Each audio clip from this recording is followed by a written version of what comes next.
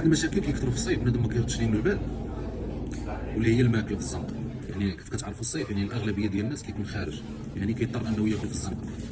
اللي خاصكم تعرفوا يعني بحكم ان بنادم كلشي كياكل في الزنقه، يعني واحد المشاكل كثيره كتكثر هي ديال الماكله. يعني الاغلبيه ديال الناس كيلقى الماكله مسمومه، موسخه، ما كاينش النقاء، خانزه، بزاف ديال المشاكل يعني كتعلق بالماكله. يعني باش تفاداوها، باش تكون بخير، حاولوا ما امكن انكم اما تقلبوا على بلايص اللي كيكونوا موثوقين يعني ديال الماكله، ولا يكونوا معروفين بالنقاء. خليوها موثوقه يعني باش يعني تاكل شي حاجه اللي هي مزيان، هذه الا اضطريتوا بطبيعه الحال. اما من الاحسن بنادم ما ياكلش في الزنقه يعني باش يتفادى المشاكل كامله. كاين حاجه ثاني اخرى هي ديال الشمس. يعني بنادم كيبقى معرض للحراره بزاف، ممكن انه يمرض، هذه اول حاجه، يعني غيضر راسو غيحرقوا الى اخره. كاين عاوتاني واحد المشكل اخر هو ديال الدوخه، يقدر يجيه ردان حاشاكم. بزاف ديال المشاكل كيتعلقوا بحق درجه الحراره. باش تفاداوها ممكن انكم ديروا كاسكيطه ولا شي طربوش بحال هذا بطبيعه الحال.